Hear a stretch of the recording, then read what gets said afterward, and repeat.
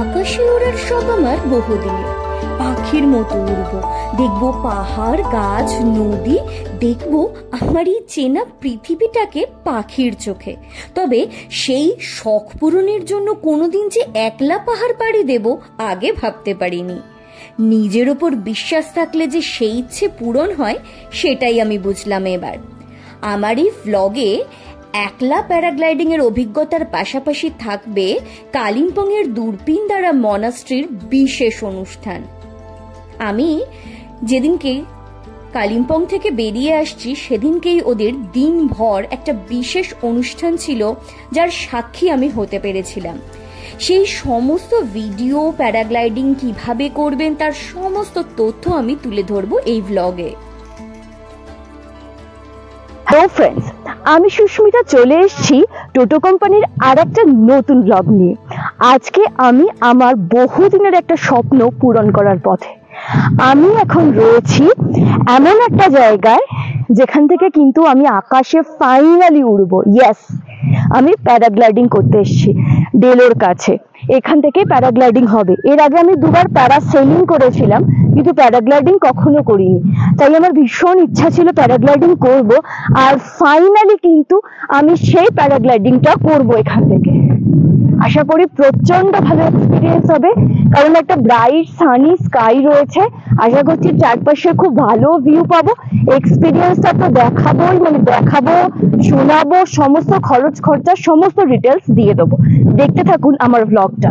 Paragliding তো হবে, তার আগে চলুন একবার দুরপিনদারা মনাস্ট্রিতে ঘুরে আসি। আমি কালিম্পং এ ছিলাম নিমাতামাং এর হোমস্টেতে।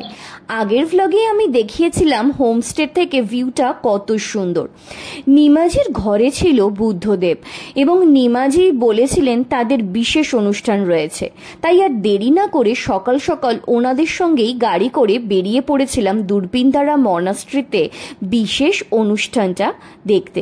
তবে তার আগে নিমাজির উপাস্য দেবতার জায়গাটা একবার দেখিয়ে দিই। নিমাজি बीच का मेरा भगवान है सांगे भगवान, बुद्ध भी बोलते हैं, और उस साइड का गुरु रिम्पोचे बोलते हैं। अच्छा। और ये साइड का चेंड्रे जी बोलता है। अच्छा, आज आप लोगों का क्या प्रोग्राम है? आज हमारा दूरबीन गुम्बा में पूजा है। हमारा जो थोई माँ बोलता है वो पूजा हो रहा है। वो पूजा क्या होता है? उसमें हमारा गुरु रिम्पोचे का एक पूजा होता है, वो उसके बारे में होते है। तो वो पूजा देखने के लिए हम लोग जा रहे हैं ना? हाँ, हम लोग जा रहे हैं वो पूजा अटेंड करने के लिए। ठीक है, थैंक यू। মনাস্ট্রির বাইরে এবং ভেতর দুই দিকে ভীষণ সুন্দর। সকালবেলার রোদ এসে পড়েছে, হালকা ঠান্ডা হাওয়া, সব মিলিয়ে পরিবেশটা দারুণ লাগছিল। আর মনাস্ট্রির ভেতরে গিয়ে দেখি সার দিয়ে বসার জন্য কম্বল পাতা রয়েছে। ভেতরে রয়েছে ওনাদের উপাস্য দেবতা, আর সকলে মিলে প্রস্তুত হচ্ছেন তাদের বিশেষ পুজো পাঠের জন্য।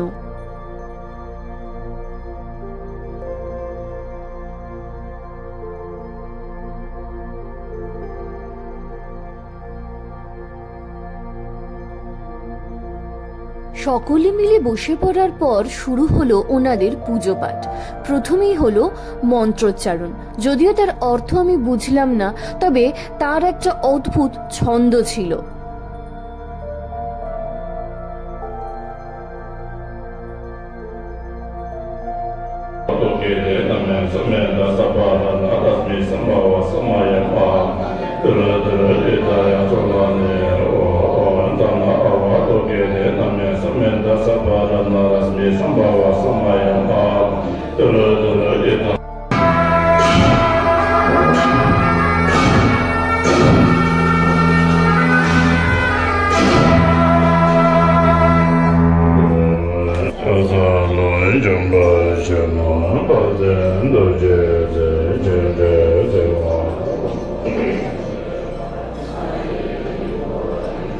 Namaste, Namaste,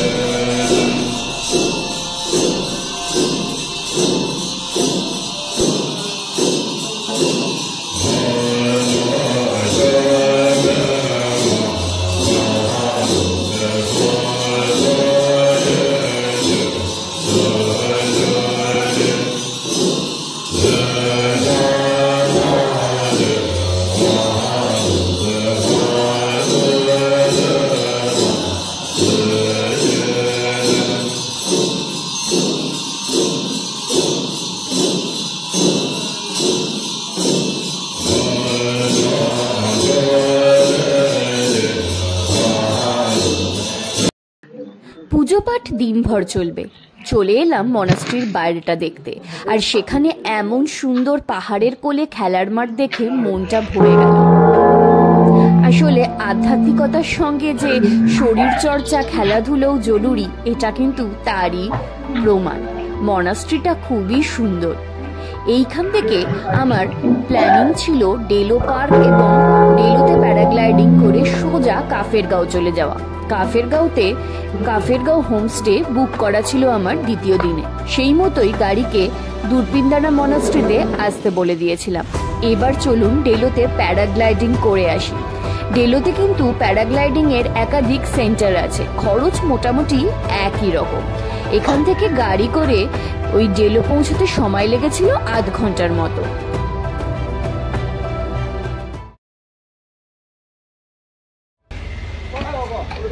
भैया वो पैराग्लाइडिंग का जो चार्जेस है वो बता दीजिए, क्या है? पैराग्लाइडिंग का चार्ज ये है मैम आपका एक 3000 और एक 5000 है। हाँ हाँ। और ये आपका टाइम ड्यूरेशन के ऊपर है। ये 3000 में आपका 10 से 15 मिनट और आपका 5000 में 15 से 30 मिनट। अगर किसी का प्रायर एक्सपीरियंस नहीं है तो क्या वो 15 की 13 तक जो ना जो फर्स्ट टाइम जो कर रहे हैं तो आपका एक्सपीरियंस के लिए ये 10 से 15 मिनट काफी हाँ, होता है। और 15 और 13 मिनट्स का जो है ना, उसमें हाई फ्लाइंग तो लिखा हुआ है, मतलब कि और भी ऊंचा जाएगा। नहीं वो बस हाई फ्लाई और मीडियम में कोई फर्क नहीं, बस ये टाइम का इशू होता है। ठीक है, टाइम का अच्छा, फर्क अच्छा। रहता है। अच्छा, मीडियम हाइट का कोई बात नहीं। कोई हाइट का कोई बात नहीं, बस टाइम का फर्क है।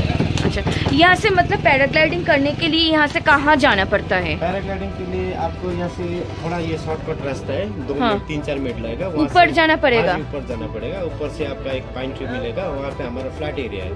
अच्छा वहाँ से पूरा आपका टेक अप लेंगे और नीचे आपका 6 किलोमीटर की लैंडिंग जाएगा।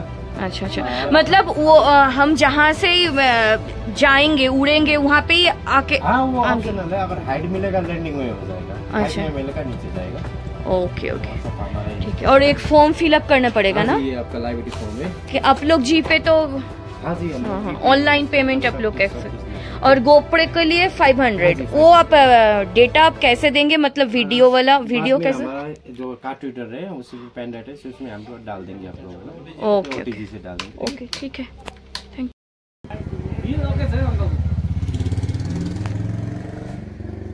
ओके, आपका नाम दीजिए। हाँ जी, एज। ये फॉर्म भरना क्यों जरूरी है? ये इसमें क्या होता है? मैं तो पढ़ा नहीं, इतना आप बड़ा लिखा पढ़ हुआ लीजिए है। ना, पूरा डिटेल्स पढ़ लीजिए।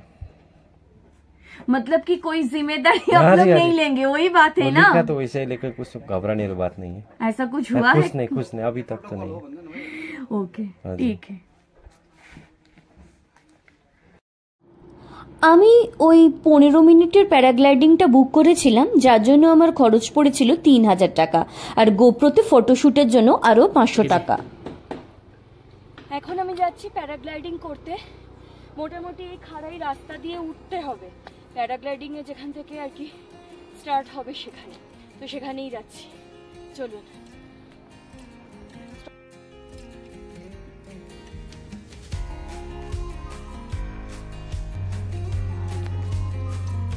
चलिए ना, मैं थोड़ा बना दूंगा।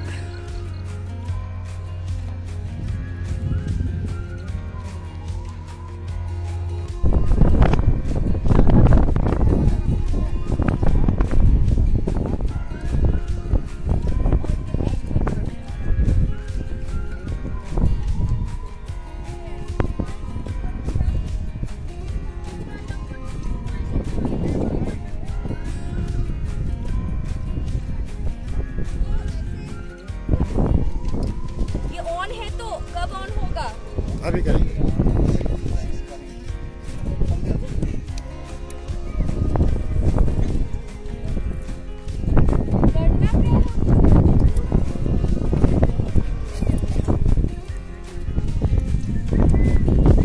ভীষণ এক্সাইটেড, ভয় কিন্তু একদম পাচ্ছি না, এখনো পাইনি। আর এটা যদি সাকসেসফুল হয় তারপর কিন্তু পোখরা অন্নপূর্ণা রেঞ্জ আমি প্যারাগ্লাইডিং করব। আমার আরেকটা স্বপ্ন, আমার জীবনের একটা স্বপ্ন পূরণ করতে যাচ্ছি। আমি এখন প্যারাগ্লাইডিং করতে যাব। আমি ডেলোতে আছি, ডেলো থেকে আমার ফার্স্ট প্যারাগ্লাইডিং হবে। खूब एक्साइटेड। यहाँ पे सक्सेसफुल होता है तो ये पोखरा कॉन्टैक्ट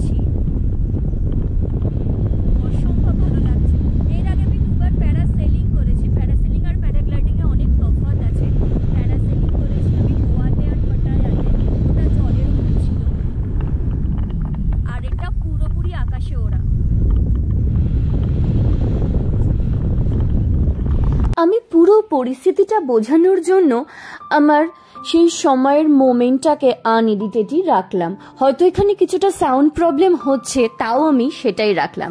এবার আমি একটা তথ্য দিই, প্যারাগ্লাইডিং আর প্যারাসেলিং এই দুটোর মধ্যে তফাৎ কোথায়। আমি বললাম এর আগে আমি দুবার প্যারাসেলিং করেছিলাম, একবার করেছিলাম গোয়াতে, একবার পাটায়াতে। এই প্যারাসেলিং করতে গেলে কিন্তু একটা কোনো ভেহিকেলের দরকার হয়, স্পেশালি একটা বোট একটা লাগে। মানে প্যারাসেলিংটা যেহেতু ওয়াটার বডিতে মেনলি হয়, মেনলি সমুদ্র এরকম জায়গাতে, তো বোট এসে একটা স্পিড বোট এসে ওই প্যারাসুটটাকে টেনে নিয়ে যায় আর আপনি থাকবেন ওই প্যারাসুটের সঙ্গে। কিন্তু এই প্যারাগ্লাইডিংটা একদমই আলাদা। এই প্যারাগ্লাইডিং এ কিন্তু এরকম কিছু মানে কোনো ভেহিকেল বা এরকম কিছু দরকার পড়ে না। এখানে একজন পাইলট থাকেন, যেটা আপনারা দেখতে পাচ্ছেন, আর একটা বিশাল যে মানে ক্যানোপি, যে কাপড়ের অংশটা যেটাকে প্যারাগ্লাইডার বলা হয়, মানে সেইটার সাহায্যে এই যে দু সাইডে আপনারা দড়িটা দেখছেন, এই দড়িটা কন্ট্রোল করে পাইলট কিন্তু হাওয়া এবং তার স্পিড, তার দিক, এই সমস্ত কিন্তু পরিচালনা করেন। প্যারাগ্লাইডিংটা জেনারেলি পাহাড়ের মাথায় বা তুলনায় অনেক উঁচু থেকে হয়, বলা যায় এটা আকাশে ওড়া প্যারাগ্লাইডিংটা। তো আমার বহু দিনের সেই অভিজ্ঞতাটা যখন আমি মানে পূরণ করছিলাম, সেই অনুভূতিটা বলে জাস্ট বোঝানো যাবে না। গোটা কালিম্পং শহরটাকে দেখতে পাচ্ছিলাম, আর মাঝে মধ্যে আমার পাইলট এই ক্যামেরাটা ঠিক করে দিচ্ছিলেন যে কোন অ্যাঙ্গেল থেকে ধরলে ভিউটা ভালো আসবে।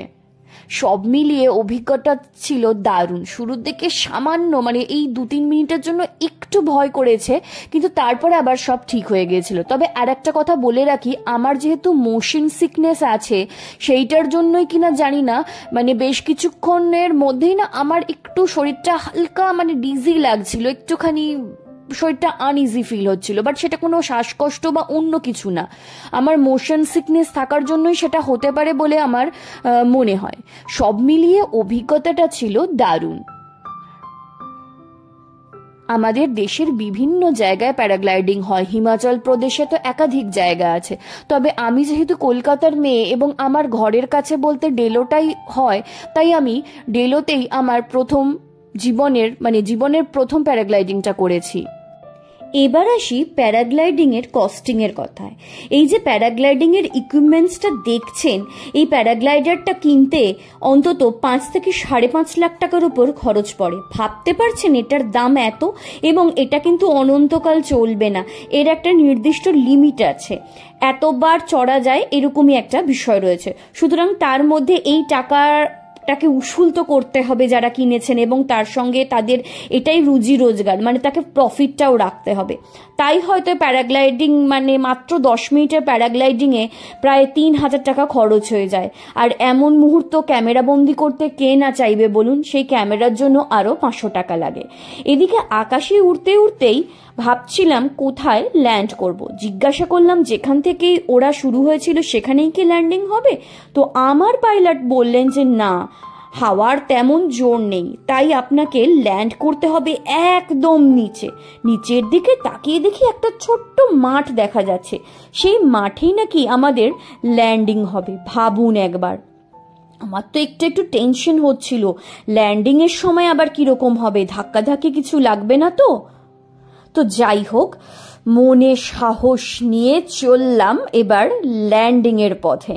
দেখতে থাকুন কেমন লাগছে চারপাশ, আর আমিও কিন্তু কম এক্সাইটেড ছিলাম না। আকাশপথেই গল্প হচ্ছিল আমার পাইলটের সঙ্গে, এখন অবশ্য তার নামটা আমি ভুলে গেছি। তো আমার পাইলট তো ভীষণ এক্সাইটেড এটা শুনে যে আমি একলা কলকাতা থেকে শুধু প্যারাগ্লাইডিং করতে এসেছি। পাইলট জানালেন ওই দিন আমি তার প্রথম অতিথি প্যারাগ্লাইডিং এর জন্য। তো এইবার চলুন, মাঠটা কিন্তু দেখা যাচ্ছে। অবশেষে কিন্তু ল্যান্ডিং এর সেই মাহেন্দ্রক্ষণ এসে গেছে। আমিও এক্সাইটেড, আশা করি আপনারাও। এরপর জোর কা ঝটকা, ধীরে সে লাগে।